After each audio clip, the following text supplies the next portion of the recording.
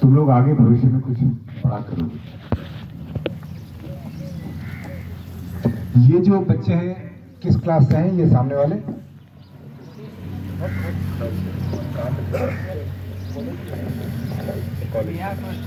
यहाँ 12th तक पहुंच गए। तो बच्चों, सबसे जरूरी बात जो मैं तुमसे पूछना चाहता हूँ वो ये है कि तुम लोग क्या बनना चाहते हो। ये मैं हर स्कूल में पूछता हूँ कि तुम क्या बनना चाहते हो। मैं 2-4 बच्चों से ये प्रश्न कर रहा हूँ, कोई उठकर बताएगा कि वो क्या बनना चाहता है? कोई भी हाथ खड़े करो, जिनको आता है, जिनको इच्छा है बताओ। कोई भी बच्चा, हाँ कोई भी खड़ा होके बताओ, कोई भी। खड़े जो आगे वाले। हाँ। मैं एसपी बनना चाहता हूँ। एसपी बनना चाहते हो, ओके, वेरी गुड। नेक्स्ट, चलो बगल वाला, उठ जाओ बेटा। एसपी। और लड़कियों में? हाँ, आर्मी में जाना चाहते हैं। आर्मी में। तुम बेटा? नेक्स्ट। आर्मी में जाना चाहते ओके ओके, पीछे। हाँ, हैं। मैं एक अच्छा इंसान बनना चाहती हूँ। Okay, very good. और पीछे एक और कोई लास्ट, चलो। मैं आर्मी ऑफिसर बनना चाहता हूँ। Army officer. ओके ओके,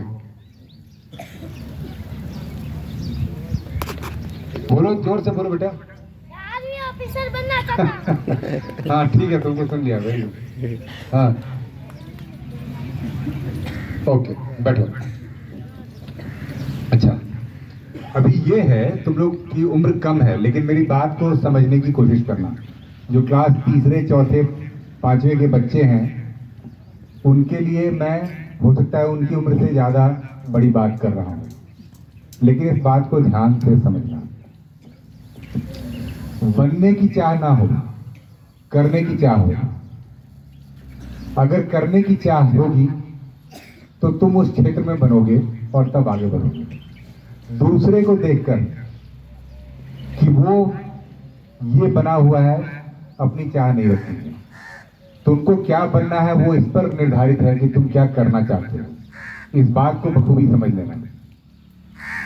जैसे कि एक चिड़िया अगर चाहेगी कि तैराकी करना सीखे तो उसमें सक्षम नहीं होगी, क्योंकि तैराकी किसका क्षेत्र है? मछली का। और मछली अगर उड़ने में चाहेगी कि मैं आगे बढ़ूं तो नहीं बढ़ पाएगी, चाहे कितना भी प्रयास कर ले। तो तुमको पहचानना है कि तुम चिड़िया हो कि मछली हो कि हिरण हो कि क्या। तो सबसे पहला जो तुम्हारा लक्ष्य होना चाहिए वो ये समझना कि तुमको करना क्या है, तुम करना क्या चाहते हो, क्या करने में तुमको मन लगेगा। अगर उस क्षेत्र में तुम जाओगे तो तुम आगे बढ़ोगे। अगर किसान बनना है, खेती का शौक है तो किसान बनो, और गोली चलाने का शौक है तो पुलिस में, फौज में जाओ। अगर तैरना आता है तो नेवी में जाओ, लेकिन ये जानो कि तुम करना क्या चाहते हो। ये सबसे इंपॉर्टेंट है। जब ये जानकारी तुम्हारी हो जाएगी उसके बाद खेल आएगा तुम्हारे दिमाग में, यहाँ। उसके बाद शरीर से ज्यादा यहाँ पर काम आता है। किसी ने जीतन राम मांझी का नाम सुना बच्चों? किसी ने जीतन राम मांझी का नाम सुना है? दशरथ मांझी सुना? हाँ, दशरथ मांझी जो ये पहाड़ तोड़ा था, पहाड़। सॉरी, मैं वो जीतन राम मांझी तो पॉलिटिशियन। हाँ, वो पॉलिटिशियन। करेक्ट, वो नेताजी का नाम आ गया। लेकिन ये दशरथ मांझी मैं पूछ रहा हूँ, किसी को मालूम है दशरथ मांझी? जिसने पहाड़ तोड़ा था। अच्छा सुनो, हाँ बोलो बोलो बोलो, खड़े हो जाओ। उन्होंने पहाड़ को तोड़ा था। वेरी गुड, बैठो। ये पहाड़ देख रहे हो सामने? तो जिन बच्चों को नहीं पता है उनके लिए मैं बता रहा हूँ। इधर अगर गांव था और उधर लोगों को जाना पड़ता था किसी काम से, तो रास्ता नहीं था और लोगों को पहाड़ चढ़कर जाना पड़ता था। उस आदमी ने एक दिन छेनी हथौड़ा लिया और कहा मैं यहाँ से रास्ता बनाऊंगा। एक अकेला आदमी। और लोग उसको पागल समझते रहे शुरू में, और धीरे धीरे धीरे पहाड़ कटता गया, रास्ता बनता गया, और उसने रास्ता बना दिया। क्योंकि जब उसने शुरुआत की तो लोगों ने पागल समझा उसको। कुछ दिन बाद जब बात आगे बढ़ी तो लोग उसके साथ होने लगे। धीरे धीरे गांव साथ हो गया और रास्ता बन गया। ये यहाँ का खेल था। हथौड़ी और छेनी का खेल नहीं था, खेल यहाँ का था। तुमको वो खेल यहाँ पर समझना है। अरुणिमा का नाम सुना है किसी ने? अरुणिमा, अरुणिमा की कहानी जो है वो बड़ी दर्दनाक है, लेकिन अंत में बहुत प्रोत्साहन की कहानी है। अरुणिमा जो थी वो एक प्लेयर थी, वॉलीबॉल की प्लेयर थी। नेशनल लेवल, स्टेट लेवल पे प्रैक्टिस कर रही थी और उसका भविष्य काफी उज्जवल था। फिर क्या हुआ कि एक दिन वो ट्रेन में जा रही थी और दरवाजे के पास खड़ी थी। कुछ लोग लूटने आए। इसने उनका मुकाबला किया और उन लोगों ने उसको ट्रेन से धक्का दे दिया। और ट्रेन से जब धक्का दिया तो उसके दोनों पैर ट्रेन के नीचे आ गए और दोनों पैर कट गए। डबल एम्पूटी उसको बोलते हैं। दोनों पैर, जो एक national level basketball volleyball player होना चाह रही थी, उसके दोनों पैर कट गए और रात भर वो वहां पर रही। चूहे आकर जहां पर उसके पैर कटे थे उसको और काटते थे। वो बेहोश रही। सुबह में उसको होश आया। कुछ लोगों ने उठाया, हॉस्पिटल ले गए और उसका कृत्रिम पैर लगाया गया। और वहां से इसकी कहानी शुरुआत होती है कि उसने उस हालत में क्या सोचा, किसी को पता है? जब ये हालत हो गई और जब वो बिल्कुल जिंदगी से ऊब चुकी थी तो उसके मन में एक लालसा हुई कि ये जिंदगी, पैर तो कट गया, तो क्या जिंदगी ऐसे ही चले या जिंदगी आगे बढ़े? और उसने कहा कि मैं माउंट एवरेस्ट चढ़ूंगी, माउंट एवरेस्ट। और उसके बाद उसने प्रयास किया। नकली पैर से वो चलती थी, उसमें खून आते थे। और माउंट एवरेस्ट अच्छे अच्छे जो लोग हैं वो नहीं चल पाते हैं। और वो लड़की माउंट एवरेस्ट को उसने फतह किया और नीचे आई। यहाँ पर भी खेल इसका था, शरीर का नहीं था। तो मेरा जो तुम लोगों से बताने का ये उद्देश्य है कि तुम लोगों को पहले समझना पड़ेगा कि तुम करना क्या चाहते हो, और वो करने की जब चाहत होगी तो उसके लिए तुमको काफी प्रयास करना पड़ेगा। इंग्लिश में कहते हैं no shortcut to hard labour. मेहनत का कोई शॉर्टकट नहीं है।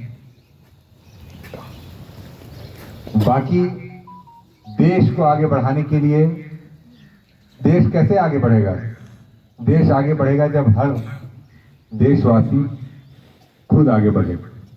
तुम आगे बढ़ोगे, तुम आगे बढ़ोगे, तुम में से सब आगे बढ़ेंगे तो सामूहिक तौर पर देश आगे बढ़ेगा।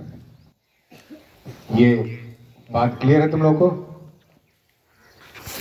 तो तुम लोगों को जो शिक्षक तुम्हारे ऊपर प्रयास कर रहे हैं, जो तुमको बता रहे हैं, ये बहुत बड़ा योगदान है उनका।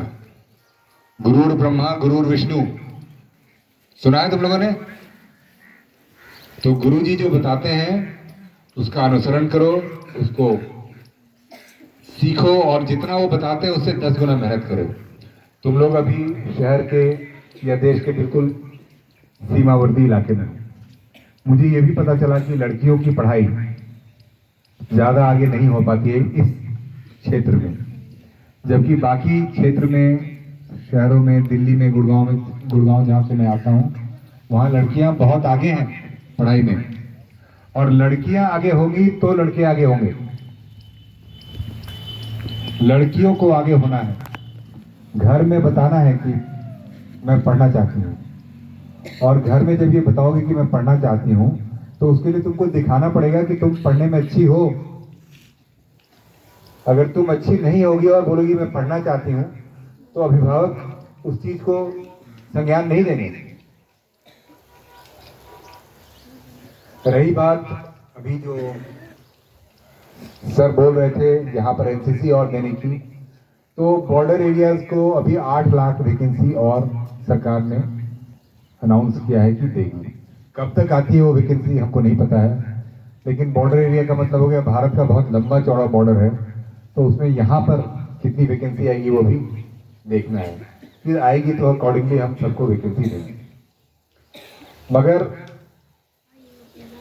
ये जरूरी है समझना कि एनसीसी में हो या नहीं हो, लेकिन तुम देखते होगे एनसीसी वाले छात्रों को, एनसीसी में आने से, वर्दी में आने से एक अनुशासन आता है, एक डिसिप्लिन आता है। और मैंने देखा है कि कहीं पे भी प्रोग्राम होता है तो वहाँ पर जब यूनिफॉर्म में एनसीसी के छात्र आते हैं तो उनका जो एक डिसिप्लिन है, एक करने की शैली है, उसमें फर्क आ जाता है। तो तुम उनको देखो और उनसे सीखो। जरूरी नहीं है कि एनसीसी में सारे हों। एकलव्य की कहानी सुनी है तुमने, गुरु की जरूरत नहीं है। बगैर गुरु के भी गुरु की मूर्ति के साथ भी लोग काफी आगे बढ़ जाते हैं। तो मुझे उम्मीद है कि तुम सब बच्चों से, इस स्कूल से आगे मुझे अच्छी अच्छी बातें सुनने को मिलेंगी, बड़ी बड़ी बातें, कि कुछ बच्चे देश में आगे चले गए, कुछ बच्चे स्पोर्ट्स में आगे चले गए, कुछ बच्चे पढ़ाई में आगे चल गए, कोई आईएएस बना, कोई आईपीएस बना, कोई आर्मी में गया, कोई बिजनेस में बड़ा हुआ, कोई किसान बहुत बड़ा हुआ, कोई लीडर हुआ। तो ये मैं तुम में से आगे देखना चाहता हूँ। वेरी गुड, शाबाश।